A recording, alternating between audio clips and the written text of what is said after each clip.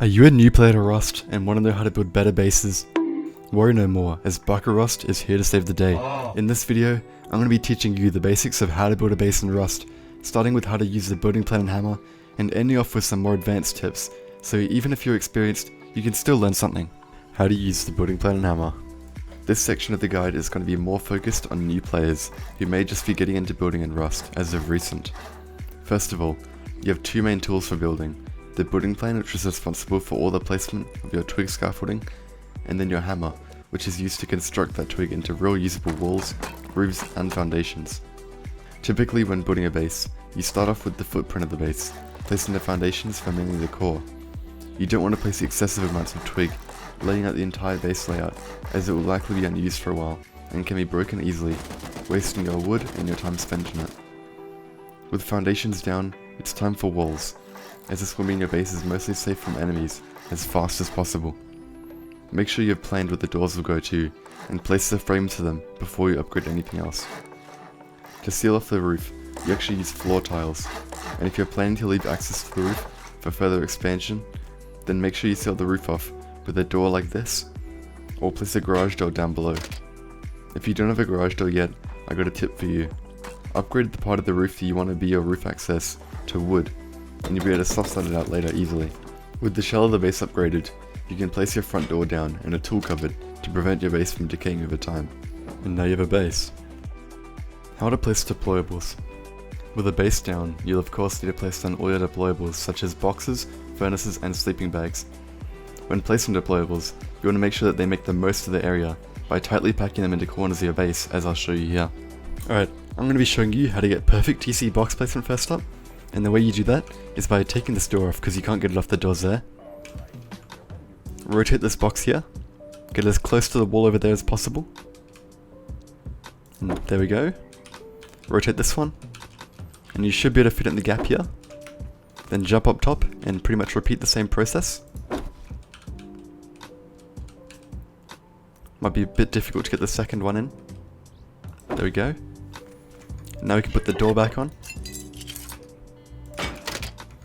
And we'll place a lot of furnaces, workbenches, and sleeping bags. Start off with the furnace in this corner, get it as close as possible, and get the next one right in the middle over here, and the last one right here. You have to really make sure they're next to the wall here, otherwise you're not going to fit that third one in. Now workbench goes right here. You can also fit a tier 2, it's got plenty of space. And then bags are right here. Let's rotate this one again, and bam. There we go, all done. The base building triangle. In Rust, there are countless base designs you can adopt. There's a general rule I created that every base is a mix of 3 elements: usability, cost, and protection.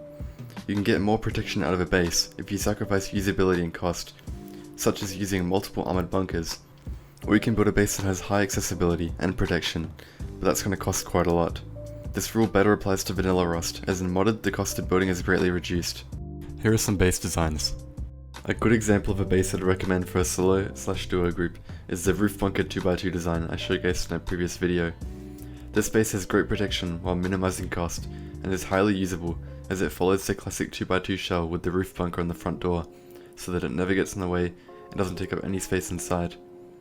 You can easily honeycomb the base for even more protection, so if upgraded to HCM with garage doors, it costs a minimum of 32 rockets through walls or 27 through doors. And if the honeycomb is sheet metal, it costs a minimum of 24 through walls and 27 through doors. Link to this base design is down below in the description.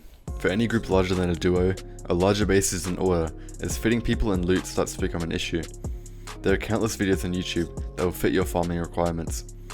I recommend YouTubers such as Evil Worst, Sven, or Faded due to their unique designs that have pioneered the Rust building space.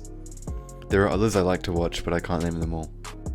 In conclusion, so far, you've learned how to use the building plan and hammer to build an entire base, secured with your own tool cupboard, doors, and even possibly roof access.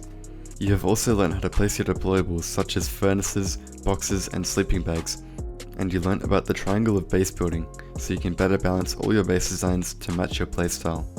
I really hope that all this information will help you guys out in your wipes, and that's exactly why I make these videos. Thank you so much for reaching the end of the video, and comment down below I'm now a Rust builder to confuse everyone who didn't watch to the end. And I'll see you guys in the next one. Goodbye.